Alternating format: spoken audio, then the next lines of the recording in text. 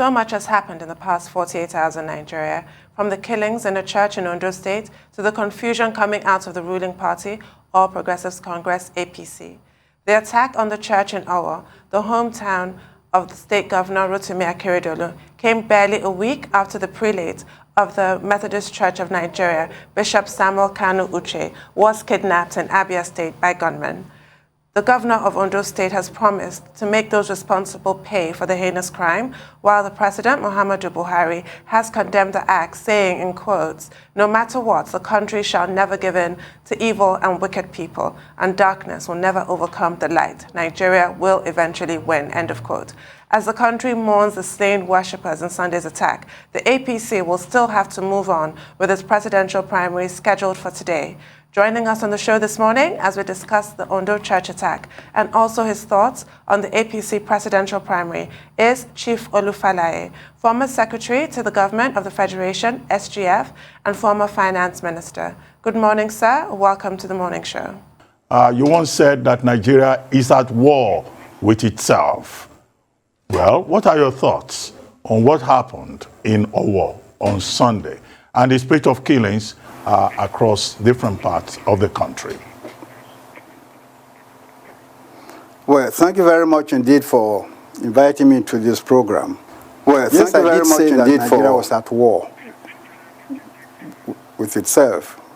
Now, what happened in Owo on Sunday is a further manifestation of this state of internecine war, which has been born by the fundamentally flawed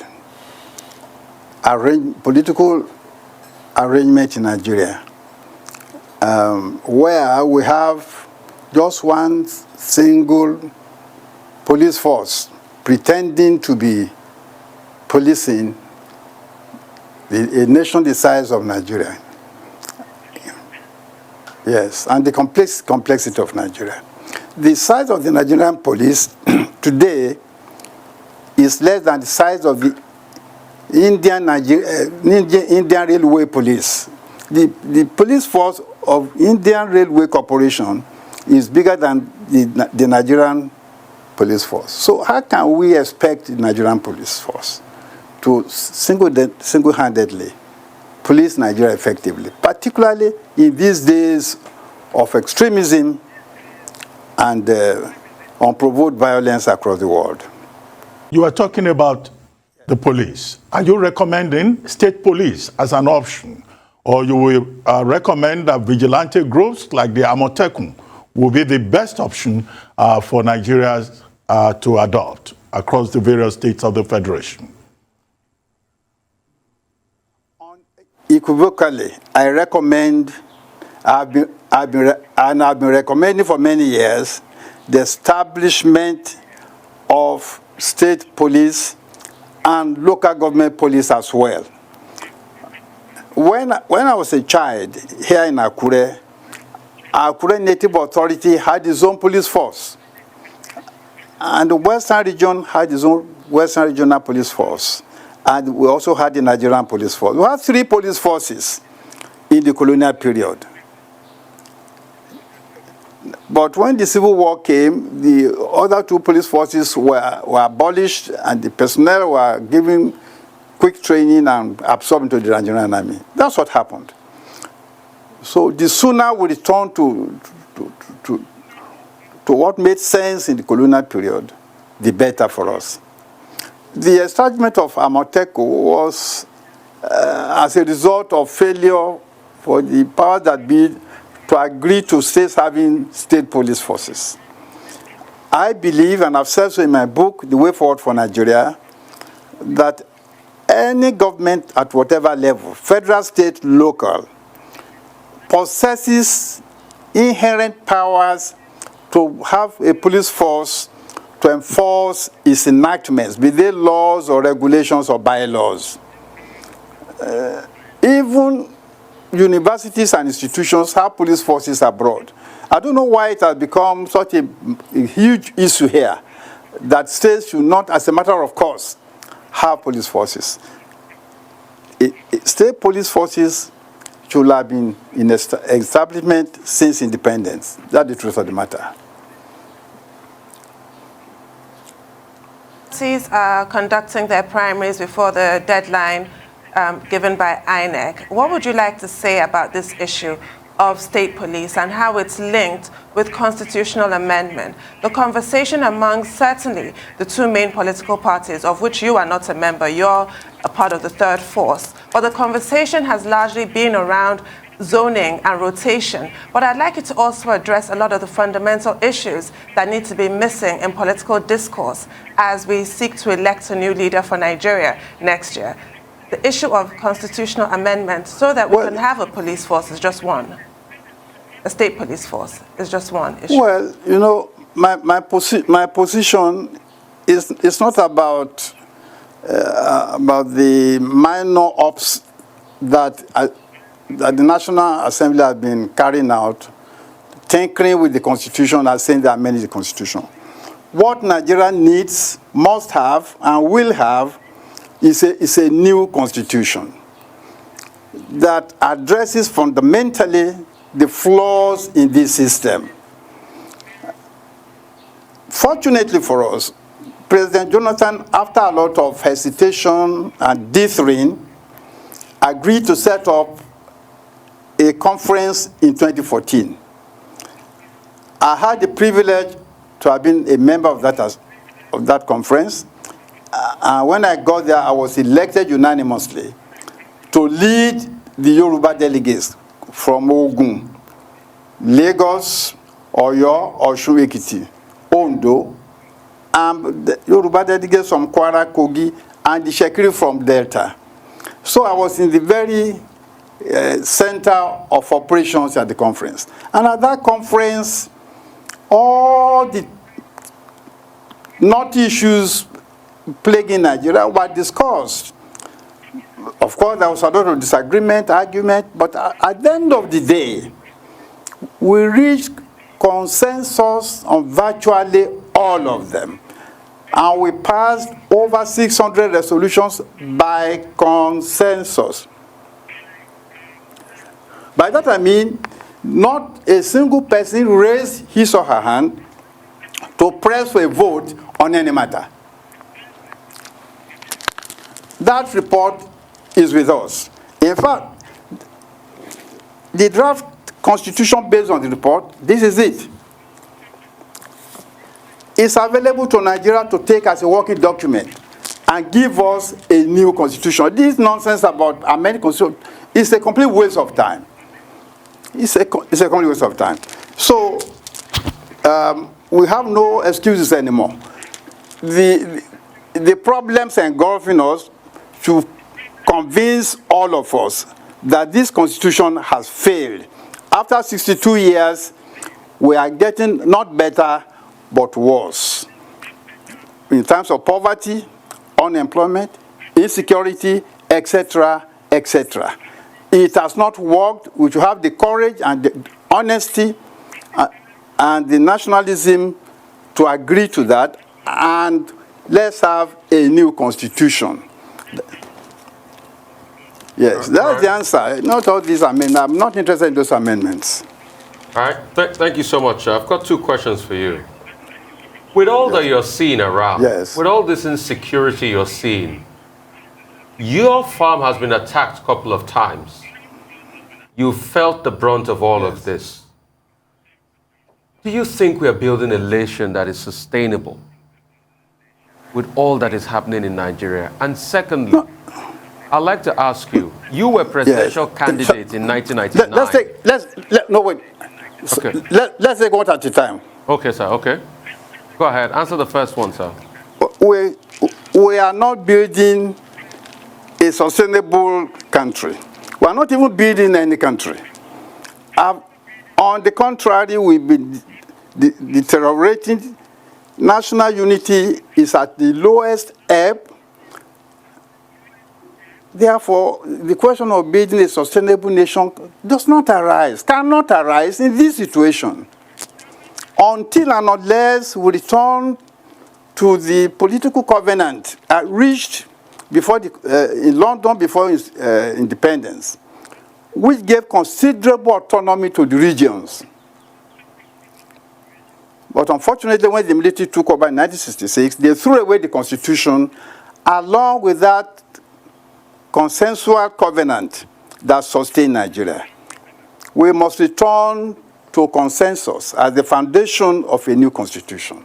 There is no other way except consensus. In a heterogeneous and vast nation like Nigeria, okay, because it's now clear that any other formulation has not worked. The military imposed the present constitution, okay, which is a quasi-unitary constitution. It has failed. Okay. So let's go back to consensus, and to substantive devolution of power and resources to the regions and to the local governments. Okay. That is when we can make a fresh start. Okay, my second question that I wanted to ask was this, sir. You were the presidential candidate in 1999 elections. At that time, the AD had to do a partnership with another party to be able to get a candidate, APP, and you were the consensus candidate. Can you tell us how that went so that probably the candidates now can learn from it, especially probably parties like the APC can learn from it? How did you do it that it was rancor-free, that you agreed, and Umar Shinkafi was also your running mate? Well, the situation in 1999 was very unusual. Remember that Basharun MQ Abiola had just died. And that concentrated the minds of Nigerian leaders to the point that they agreed, almost by consensus, that the presidency should be conceded to the Southwest. So that made matters considerably easier to handle. Although, before I became the candidate of my party, I had to go through informal selection processes, both in Ibadan and in Abuja. Yes. So the Abiola episode put a completely new dimension into the political domain. So that was why it was relatively easy for me to emerge without a major fight for nomination. Similarly, General Obasanjo, by the way, was my former boss. Although he had to contend with Dr. Ekweme at the convention in Jos, the fact that Abiola had just died and the nation was in sympathy with the Southwest to produce the next president, it was not a do-or-die affair. And so both Obasanjo and I emerged relatively easily as candidates of the PDP and of the ADAPP in 1999. That's what caused it. But now what I see is what I can call politics of desperation. Now, as an elder statesman, I'm now 84 years of age, I can only appeal to those who are active in the field to please calm things down. Take desperation out of politics. Whoever wins, whoever loses, life will continue. Therefore, we should not be desperate in what we do or say. We should at all times be calm, be fair, and be reasonable. You see, the reason Nigerians struggle to take power is because people don't believe that they can get justice unless and until their tribesman is in charge of government. All we need is a government, maybe like General Gawan, who treated all Nigerians the same way. That's all we need. And all these tribalistic, sectional brickbats will disappear. After all, other nations have diverse populations. But because they've solved their fundamental problems, it does not matter whether the British Prime Minister is from Scotland or Wales or England. Yes, because the English know, the British people know that whoever is Prime Minister will do the needful for everybody. That is what we need here. So this is my appeal, that whoever emerges for president or governor should do right by every citizen. And you will be supported and voted for again. If you do well, you don't have to fight too hard to have a second term. But the trouble, the tragedy really is this. In Nigeria, people win elections not because the people willingly vote for them, but because they have used money and their genius in election rigging to win their position. So they don't feel they owe anything to the people. So when they're in office and they know they can have a second term, using the same combination of obscene use of money, election rigging to return to office. So they don't feel obliged to them, so they don't look after them.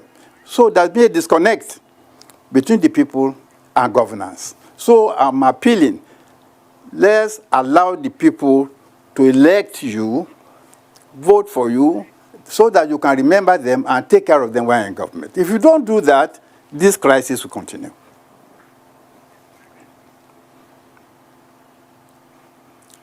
Just before we begin to wrap it all up, a question about the economy. Economy says so much has gone wrong with the Nigerian economy. And you were Minister of Finance in the past. And you were also right at the center of action at the federal level. What must Nigeria do to save this economy and save the Nigerian people further agony? 3 hours on this program to answer that. However, I just give you a quick answer. The truth of the matter is that the right people must occupy the right positions in the economic field. In the central bank, the Minister of Finance, and the economic ministries, so that government can get the right advice. Yes, I was astounded and shocked when a few years ago I began to read in the papers that the Central Bank of Nigeria was doing retail banking to farmers. That is financial heresy, because the central bank is supposed to be bank to bankers. It's a banker to all banks, not to individuals, because the central bank hasn't got enough people, the type of people, the training and orientation to do retail banking.